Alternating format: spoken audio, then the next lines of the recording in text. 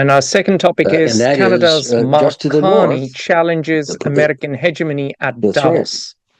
That's right. And Glenn, And the reaction. I'll pass. I want to listen to you, Atul, on this, but I just tee it up by saying that the global reaction, the powerful reaction and praise for Prime Minister Mark Carney's speech at Davos is strong evidence of how the response is hoped for, or the direction it may be taking, to the response to U.S. actions under Donald Trump.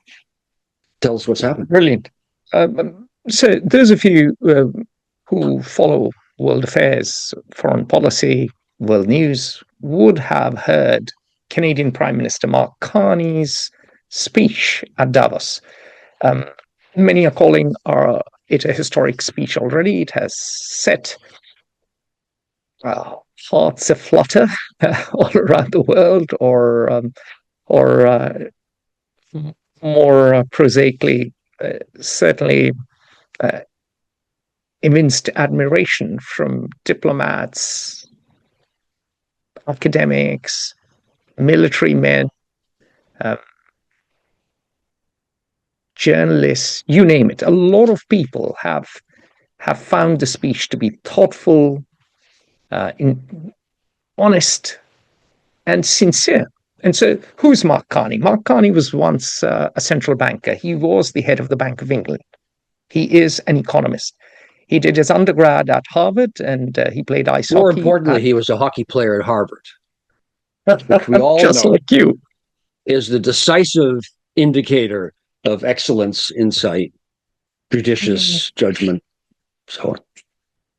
Excellent. So, and then he was, of course, a scholar at Oxford, if I remember correctly. He certainly did his master's and PhD at Oxford, and impeccable academic credentials. A man who is widely read, and he quoted both Thucydides and Václav Havel, and he pointed out that the rules-based order was imperfect. The rules-based order saw a world wherein the most powerful often exempted themselves from the rules. But on the whole, those rituals mattered, and they provided an alternative to the Hobbesian world that would have existed otherwise. And now, he said, that putting up that sign as you once did under communism, which Václav Havel talked about, no longer works, because now that old world is dead. He sounded the death knell of the rules-based system at Davos, which is basically the epicenter of globalization, at least in popular perception. That is where everyone shows up to perform their pilgrimage.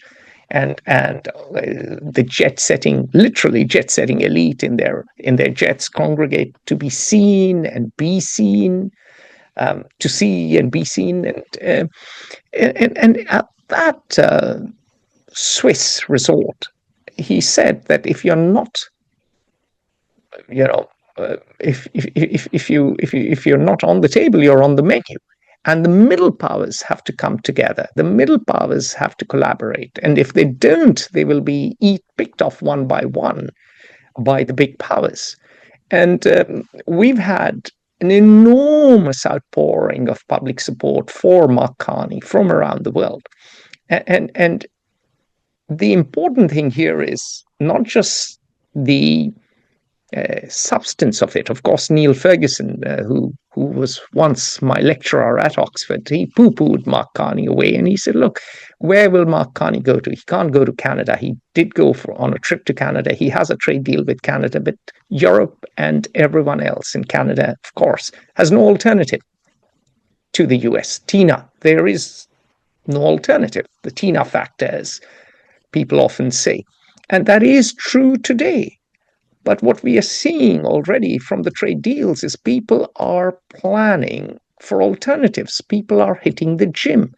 People are hitting the gym because they're terrified of the big boy, big 800-pound gorilla, and they want alternatives. They don't want to be bullied. And at the moment, Europe has political indecision, but over Greenland, they did come together to some degree.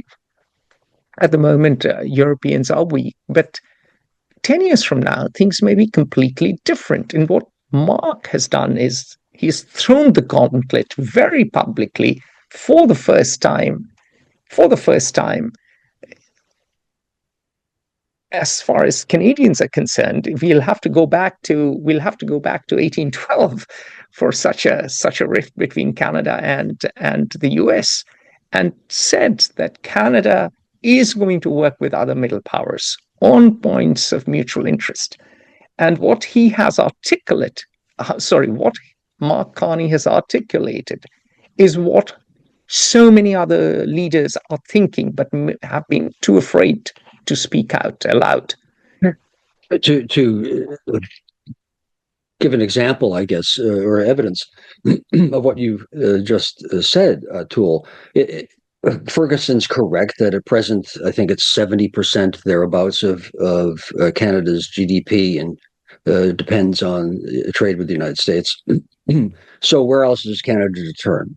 That is true, but it is also true what Mark Carney says, which is he announced that in the last 12 months, I think it is, Canada has signed 12 bilateral and multilateral trade deals with the European Union and other countries in the world, with China, that do not include the United States. It has increased, or is increasing, its defense budget.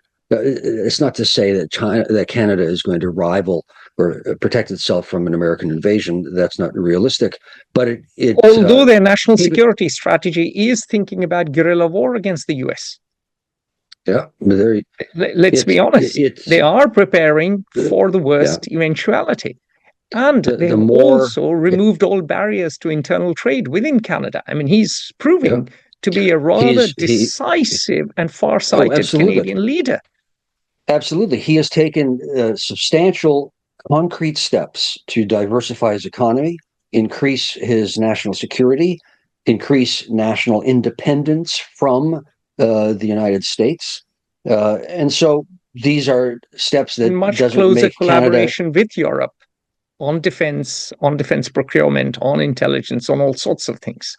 So as Canada does this, as the European Union signs a trade agreement with Mercosur, which is, I think, 500 million people, I forget the numbers of people, as Canada signs a trade deal, and a series of them with China, and so on and so forth, all of these, not directly at the expense of the United States, but without the United States, the progressive consequence is that the 800-pound gorilla will no longer weigh quite 800 pounds. So they are meaningful steps.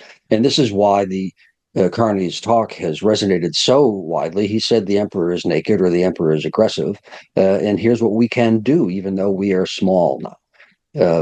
It's substantial.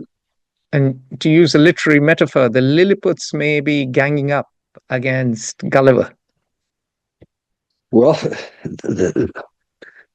one of the formative books that I read when I was a student was called Gulliver empêtré, which means, how do we translate that? It's fettered Gulliver. And he took, this is a French political philosopher, Raymond Aron, who used exactly that metaphor to say that Gulliver was the United States, but that this was with regard to the Vietnam War and the Cold War.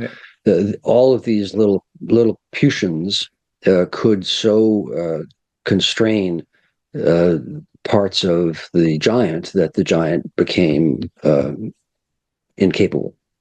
So I thought I would be the first, but no, I am beaten by a Frenchman, to the analogy. Great minds work alike, however, and you can't find a greater mind than Raymond. Join the conversation at Fair Observer and subscribe to our YouTube channel.